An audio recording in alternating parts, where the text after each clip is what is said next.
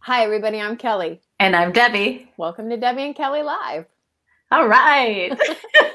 How you doing, Debbie? I'm doing well. How about you? Good. It's good to see you. I'm loving these highlights in the front of your hair. It's so Ah, beautiful. thanks. I love your turtleneck. It's a necessity. Wow. Hey, this Hawaii and Minnesota thing, that's a big transition. It is. It is. Everybody I thinks we should have done it the other way. I know, I know. There's so much stress going on, and I know that like you and I, we juggle everything. Like we start businesses, we sell businesses. You've helped me a lot with everything, and people always ask like, how do you stay so strong during this? And how do you like keep yourself sane? And I really wanted to talk about that tonight because it's strengthening your mindset, and I think it's something that you and I really put into practice with simple techniques. Yeah, well, we were even, before the show, before we started filming, we were talking about that. You asked a question. I mean, those of you who know Debbie know that she's really good at asking questions to sort of highlight things. And you said, so, what are you doing differently now in this time? And we're going to talk about some of that. Exactly. And I think, what's really important is that we have people that we can talk through what's going on and what's happening in our life to really like get grounded and really shift our thinking, especially when we're a little crazy. And I've had my crazy moments. Me too. Me too. Well, let's dive right in and talk about how these have you've personally used some of these. Yeah, I put together like 10 points that maybe we can look at. And like I said, it's like take time to think. I really, I think, we get hit with all these things and there's so much coming at us. And you've got to really put the brakes on and just sit back and go, okay, is this important? Is this something I should care about? Does this affect me? Do I have control over it? It's all those questions and inquiry. Well, it's interesting that you mentioned that. The past couple of days, I have been getting up at my regular time, but instead of opening email first, on my phone, like the first thing I see with my phone in my face, I have forced myself to walk the dog first before that, and then make my hot tea and make my smoothie and have my hot tea and my smoothie before I look at correspondence. And in that time, I am thinking about, what do I want? What do I want the energy of my day to be? What do I want to accomplish? What is it okay if I don't get done today? It's funny that that's first on your list because this week I've been consciously trying that, and it's amazing the amount of peace that is generated from just having that time at the beginning of the day. Well, and I find myself too is I have the biomat, which I love, and it's warm, and I need that in Wisconsin too. But as soon as I get frustrated or something's a little crazy, I go turn that on and I go lay on it. Like, okay, I'm just gonna get warm and I'm gonna sit and let things just come up and then let myself process it. And I know you like to jump in the shower, and Yes. we've got to just find our little escapes. Yes, the other thing that I'm doing this week, and it's happening right now, the chair that I'm on actually folds out into like a cot and it's extended. So I have a bulldog wrapped up in blankets sitting on my lap while we film today. It's 46 degrees here this morning. Okay, anyway, back to I know. back to the show. Let's talk about the second one here, power of intention. How do you use this one, Debbie? Well, and it's similar to what you said. When you get up in the morning, decide even like how I'm going to proceed with my day, what's going to affect me, what's not going to affect me. And it's again starting with gratitude. And then, even just reminding yourself that, I don't have to take things personally. I can't, predict the future. There's some things that are going to hit me that I just have to kind of let bounce off today, and not go there. That's a big one. That's a big one. I think that's great in the beginning of the day. It's also great in the moment. So when something comes, when it feels like something is coming at you, like a work deadline, or someone calls and needs something, or your kids want to go somewhere, it's okay to in that moment do the same thing and go, wait a minute, I'm okay, and I can still choose. I can choose how I'm going to respond. Exactly. Like I'm okay, I'm strong, I'm powerful, I'm creative, whatever you want to set the tone for. And I think it's important to do like all the time, but even like start your day, end your day, Yes. keep it in the front. Keep it in the forefront. I like that. And then meditate or be alone. That, that's great. Even in COVID times when we're spending more time alone or spending more time sort of on devices, sometimes I think it's almost more important to take time that's isolated for meditation or just space. Well, and I think again, it's, when we're alone, we feel like there's no support. When you sit and you purposely, like you bring your focus to meditation, or you purposely choose to be alone, then there's power in that choice. There's power Oh, in taking your seat. I love that. I love that. Wow. I hadn't thought of that, but as you were describing it, yes, I definitely feel that when I choose a moment like that. That's great, Debbie. I like that.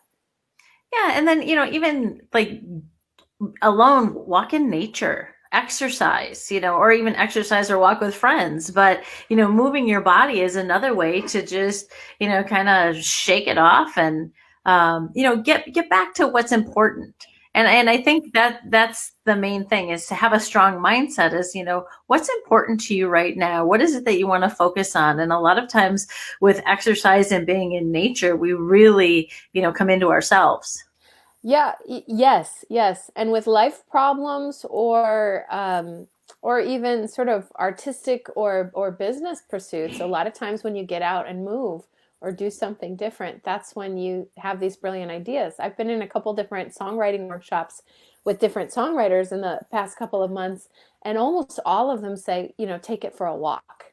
And I love that phrase. If you're working on a song or you're working on an idea or you don't know what's next in your day, take it for a walk Hmm. and just let it come to you, and walk with it, but don't be ruled by it, and just see what comes. Yeah, and I think even just that, like our everything starts to function, our body starts to function better. We smell the fresh air. It's the right atmosphere to have like those right thoughts and the right purpose. It's kind of what we learn in yoga and meditation is, if you're not in that environment, it's really hard. You've got to take yourself like outside or away from things to really understand what's going on and to see it, to look at it from a whole different view. Yeah, yeah, so neat. Laugh and define happiness. Now, the first one, you and I, we have that down. we, we we spend a lot of time doing that. Wait. But I'd love to hear more about. Debbie put the slideshow together today, and a lot of times when one of us puts the slideshow, we may not see it before we start. We share from the moment, and so Debbie, talk a little bit, if you would, about the second part. Define happiness.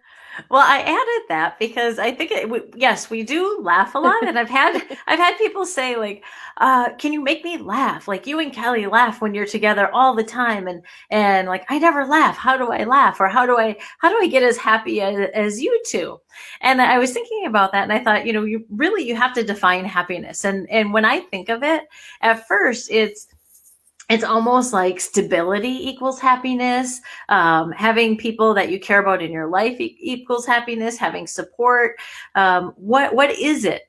Because happiness doesn't Mm. always have to be in positive moments. Like we don't always laugh when things are going well. A lot of times, you and I laugh when things are just totally upside down and a complete mess.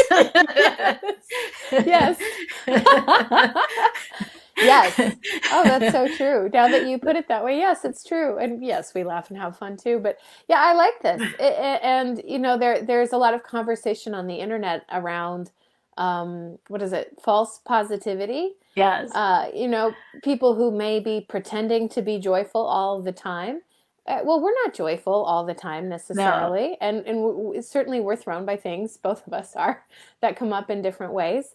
But but I like this. If you've taken time to define what happiness is, then Hmm. you can create your roadmap back to a moment of happiness, or a moment of maybe feeling a little bit better than you feel right now. Well, I even look at like sometimes when we're knee deep in, the crap that we're working on, it's because we're doing it together. I mean, Yeah. and that it's really shifting the focus from, something that's negative or something that's bad, or, that we're stuck. We kind of celebrate our, times of trouble. Well, and that, yes, yes, times of trouble and even together is a big one, especially right now. I mean, with you and I having lived together or near each other for almost a decade, or maybe over a decade actually, to living in different states. One of the things that Debbie and I have started doing, and hopefully we'll do more of because I love it, is we get on a Zoom call and ignore each other like we wouldn't in, in real life. We're working together. We chat a little bit about, we ask each other questions, but it's a being together and working together. And there's something, even though we might be working on totally isolated things. There's something about having another person there. We're in it together. We're doing this together. Well, and I think sometimes, it has to do with that definition. A lot of people will say, but, you guys, you live together, you hang together, you're always like having fun together. And there's plenty of days where you're sitting in one room, I'm sitting in another, and we're both working. But we're kind of on a mission together, Yeah. almost, or even recognizing that, we care about each other, but we don't have to be next to each other. And I think with, the Zoom and the Facebook and all the connection, all the different software that allows us to do like co-working without actually having to sit next to each other is the same. Once we understand and define it, we can be happy in those situations. The other day we had the camera on. I didn't have it on so I could see you. Same. It was, we're still working and typing, but it's just like we were when we were sitting together in Hawaii. And I love it. I mean, I love this idea of co-work, and you and I have played with opening that up for people in our community. Like if we're going to work together, open it up and say, hey, we're co-working. If you want to come in, send us a private message. We'll give you the link, and you can ignore us while we ignore you. No, but it's not that though. It's the momentum and energy of people together, and that can be created even in these times. And I have really loved, and I know that we'll do more of it, that time with you, as we're navigating this change. Well, it's two things for me. I remember like teaching a lot of yoga classes and thinking like I'm teaching it at the same time my friends in California are teaching it or other people in the world. Like I'm not just standing here alone in front of the students. Like I'm here with, a lot of people in this moment. And I think I get that same feeling. And even being on, like we had Zoom up, I can work on something and I can even like hear you typing. It's like you're in the same house. She types like that cat meme. And then like in the middle of something, oh, Kelly, I have a question. It's not like you have to pick up the phone, wait for somebody to answer, Yes. or even somebody on the other end going, do I answer this? I'm in the middle of something, where like we can be in the middle of something and still talk with each other. Yeah, and I do, and I like setting aside time for that. So it's like when you and I get together to co-work, unless something is on fire. For example, right before the show started, I got a call from a client, and I said, Debbie, let me just let her know that this is our time, and that I'll get back to her. And there's something really powerful in that too. I love that. These are great. Laugh and defy. I really like that define happiness, Debbie, that you added that. That's great. And then I think we mentioned this, but work with a coach. And even before we got on, when we were doing our sound check, our coaches are so interesting. Kelly and I both gravitate towards like psychic coaches or, coaches that you wouldn't think of. And you just had a session recently. I did. And if anybody wants the details, I'll share the website of the person that I worked with. His name is Seth Cutler, and he was fantastic. But equal parts intuition and just beautiful coaching, and it really just helped me to one, feel affirmed about choices that I've made and am in the process of making. And then two, just feel like I can be free from, I've shared before on the show and in other things with Debbie that I have floating anxiety that can be pretty bad. And Debbie has helped me a lot with that. But I got some new tools this week and that I wouldn't have had I not worked with Seth. It really opened up some nice things. And so working with someone outside of your regular sphere of influence can be really, really powerful, especially right now too, when we are, if we're sequestered, we might be sequestered with the same people. Well, and it's funny because even with teaching a lot, when we teach our students, they'll hear it over and over, and it goes with parents in the same sense. Where when somebody from the outside says something, we're like, "Oh my gosh, that's the first time I heard this." Where like we know as teachers, we can say it over and over and over, and then in that moment, they're like, "Wow, okay, I got it now."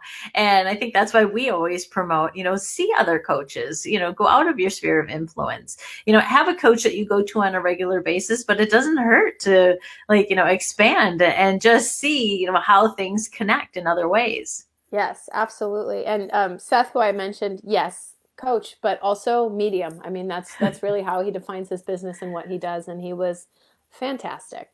So, oh, I love this. I love this next one. Focused on a project and celebrate success. To me, one of my favorite.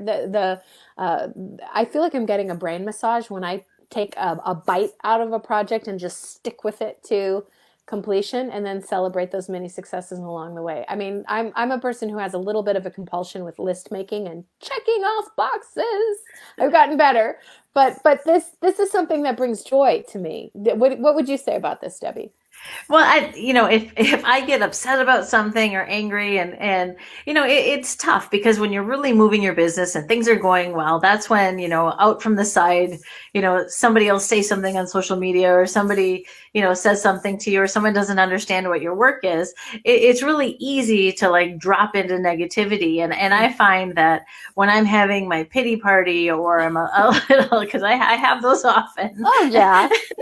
And then even getting a little angry, or just feeling like, what do I do next? I'm paralyzed. But that project, they get working on something, like I love to like get in the kitchen and start making something, Yes. or Yes. because you get to see that to completion, and then celebrate the success of tasting it. Or even if it's like work on my website or work on something else. And even the other day that my website went down, and I'm like, now what do I do? So it was like, I'm going to go in the kitchen and I'm going to make something, and or I'm going to clean the house, or because you'll see something that is the fruits of your labor, and that really gets you in that forward moving energy, that creativity, where now all the ideas are popping in, and just that celebration of success keeps you positive. And with your list building, or even making appointments, my calendar is full of things that I complete. I love I writing love how down. you do that. Yeah, Yeah. it's never, I have the appointments, but I love to write on there like things that I accomplish. It's, I don't put forward like I'm going to work out on this day or go to this class. It's like I do it after the fact, and then I can look back over the year and go, oh my gosh, what a good year. Yeah, I want to adopt more of that. I've done it off and on, and it really does feel fantastic when I remember to do it. I'm so glad you mentioned that again.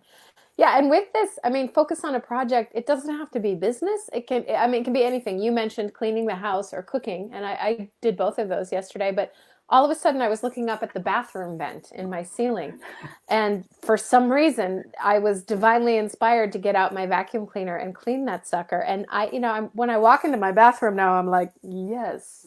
I mean, it just feels so. I feel so accomplished. It just feels great that one, that I took time to do something that I consider kind of nice for myself. I'm breathing cleaner air. And two, it took some doing. I didn't know how to get that thing off there. I had to figure that out. And there's something satisfying in that too. Learning something new is a big one for me related to that. Well, and my eyes were open. I was communicating with somebody from high school, and this girl that I knew actually from college, my first year as a freshman. She would play these video games because I went to school in the 80s, and like these big monster video games, were in every restaurant and everywhere else. And she mentioned that she still plays the games, and she's a very successful businesswoman. And I said, I can't believe like you're still addicted to it. And she's like, no, it's not that. And how she explained it is, she says, when you play these video games, you get to go to the next level. And so like that's her celebration of success. She's going to the next level. So for her to boost creativity, she she'll pick up a game and start playing, and then developing a skill at the same time. So it keeps her in that process of always learning something new, developing skills, and getting to the next level. And then she translates that into her business. And I thought that was so powerful. I love I love that. That's so cool. I relate to that. Replace negative thoughts.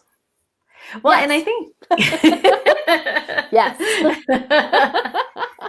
well, you mentioned the whole like there's, too much of making things positive and it's okay, it's all right, I'm good. And now positivity is kind of a bad word, I know but it's it's a little crazy. yeah. But this there's still power here because negative thoughts can become a train that gathers speed, or the avalanche that gathers mass coming down the mountain. And what we repeat is strengthened. And we're talking about strengthening a strong mindset. Some of these negative thoughts, when repeated, weaken our resolve, weaken our belief in ourselves, weaken our Mhm. ability to even function. I know for me, some of the floating anxiety that I have is sort of a symptom of a series of negative thoughts that will repeat about a specific situation. And when I can find them, or witness them rather, and look for something else to try on, slip into a different outfit for a while, and that analogy helps me. Um, Slip into a different outfit and just try it on, and then repeat that, consciously repeat that, there is a strengthening of resolve, because we went from, or I always say we when I'm talking about myself. That's telling, isn't it? I went from feeling powerless to feeling empowered because I took an action that resulted in something new. So, yes, there is false positivity, but there is also the tool of, we do have the option to experiment with what our thoughts are and which thoughts we repeat. Well, and I always like to do it in a question whenever I get stuck is how can I look at this differently? How can I think about Yeah. this differently? How can I switch this? How can I look at the reverse of this? And that's how I really work on replacing negative thoughts because I definitely have them. Oh yeah, yeah, me too. I mean, everybody. But that's one of the things that's really fun about getting on the phone with you, Debbie, or jumping on a Zoom with you. If I ever people who are watching or who will watch on the replay, if I come to Debbie and I go, "Oh, this is going on, and I don't know what to do, and I can't, I can't handle it, and I don't have the skill," and that's what she does. She starts to ask those questions, and then she's out of the way after the question. And it's amazing how that, as a tool, and Debbie does this for herself as well, you can do this for yourself. That simple tool of asking a question interrupts the parade of anxiety. And when you start to think about it, yeah, there are different perspectives, and they're right there waiting. Well, and I think also this next one, listen to good music. Listen to Yeah. music that inspires you, that builds you up, that really makes you feel powerful. And even for me, I get creative and I get ideas, and I just love you know laying back and seeing what comes up through the song and through the words. I love that this is here, and not just because I'm a musician and I love to play music, but I think I've shared with you, Debbie, I go through periods of time where I don't listen to a lot of Mhm. music. And I have been consciously, the past couple of weeks, seeking out music that brings up emotion, or brings up forward moving energy. And wow, it really is it's a powerful tool. I'm so glad that you put it in here. So one of the things that I'm resolving to do more often is to pause in my day and listen to a piece of music. It could be an album, it could be a song. I've been listening to a lot of instrumental music, uh, Yeah, just because as a even that, change. the emotion can bring you to something like I think about like even the Rocky song, Yes. immediately, you want to jump around and celebrate. Yes. Yes. Absolutely. That's a great one. And one I've been taking on consciously. I love that you have that here. Talk about this last one, Debbie. Don't do anything passively. Tell us Well, more. yeah, and this one comes from there's a lot of days where I go like I don't want to post anything on Instagram. I'm tired of Facebook. Like, do we even need social media? And I go back to, I don't want. I typically don't get stuck in the scroll hole. Like, I'm not one that'll pick up my phone and go to Facebook and just keep scrolling and scrolling, or No, you're good Instagram. about that. Yeah, I like to look at it it's not this passive activity that just kills time. I look at it as it's a way for me to connect to people. So if I do pick up my phone and I go to Facebook or Instagram, I think about, who am I going to connect with? How can I, make a better connection? How can I make somebody stay better? And I'll make sure I comment or like, or, engage with somebody, or even send a message. So it's that whole thing of, if you're doing it passively, it's not working. And it was that thing again, like last night I was telling Mark, like, I don't want to, I have nothing to post. I don't want to do anything anymore. I hate social media. And then, like, I put my phone down and I think, oh my gosh, I need to talk to this person. And the only way I talk to this person is through Facebook messaging, because I don't have any other way to communicate to them. And I thought, okay, so there's positives in everything that we do, and it's how we do it, and it's doing it with purpose. And so I'm getting back to, forget about, and I tend not to really think about like the likes and whatever else. And yeah, you don't care. And it's more of, it's another tool to communicate. And for some reason, I feel more comfortable sometimes through like the video calls or Facebook or whatever, even my Facebook portal, to talk to my mom and dad. I like to do that versus the phone. But again, it's purposeful. Yeah, I'm the same too. I sometimes, have major anxiety around like making a phone call, but not with Zoom usually. Although I have a new friend who is a client too, and I love how she operates. She'll send a text and she'll go, "Is it okay if I call you for a quick question?" So I know right away that it's not going to take a lot of time. So if I'm working on something else, I don't feel anxiety like I'm losing time. And I love the caring in that. And it's always quick, and it's always fun, and it's quicker than, me. I like compose the 42 sentence email explaining the mysteries of my inquiry versus, just saying, right. Hey, can I talk to you for just a second? And that's really refreshing and nice. Well, and I wanted to mention, I mentioned video games and how my friend uses them. And this even got me to think about TV, because there's definitely times when passively, we watch TV, like we can have the news on in the background or something in the background that you're not really engaged in.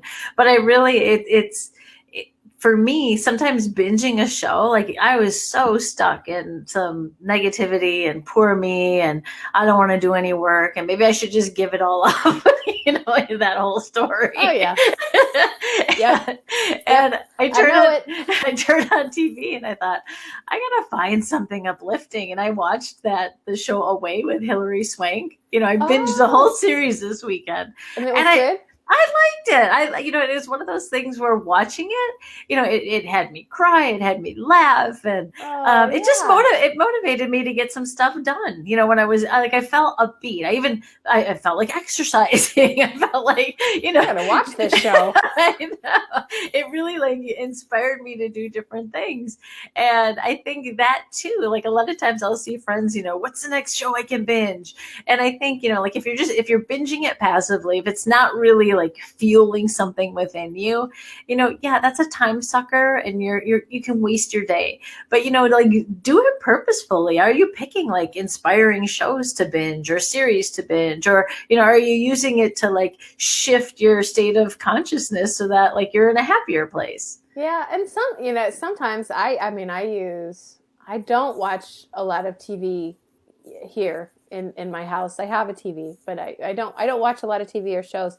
But when I do, it's because I want to move through a specific emotion. It's weird that it's sort of like a tool like that. So if I am feeling a little melancholy or sad, and it might be interrupting something that I want to work on, I might pick something that is sad so I can cry and move through it and release that, and then I feel great. It's kind of like essential oils. It's you choose what you feel now or what you would like to feel. Or I'll choose something that is very funny and laugh until I pee, and then I feel better and I move forward. It's interesting that you describe using it like a tool in that way, because I often do too. And then, sometimes there are just big blockbusters that I want to go see with my dad. Like, sure. Anything with a T-Rex or aliens, I'm down. But I think too, sometimes exercise, there's times where like I can just jump on a treadmill and then go Yeah. for an hour. And I think of that as that's almost like passively exercising. Like I'm exercising because I think I should or I need to or I have to, Yeah, interesting. versus like purposefully I'm on here to like make my body strong, to clear my mind. It's all again, mindset. Definitely. Definitely. Well, Debbie, these are all great tools. I love what you pulled together. Is there anything that you would like to say to the audience before we close today? No, I think it's just, sometimes when you're feeling lost, like plug into something that like brings you back. Like, what is it? What are your tools? Maybe it's watching our little 30-minute show like this, or, grabbing a new book to read. But it's, again, like we have these tools available, and, how can we start using those or making that a habit? Excellent. Well, thank you everybody so much for tuning in. We'll see you next Wednesday, same time, same place. And if you have comments for us or you have tools that you use along this idea of strengthening your mindset, please share them in the comments. We'd love to hear from you. Thank you.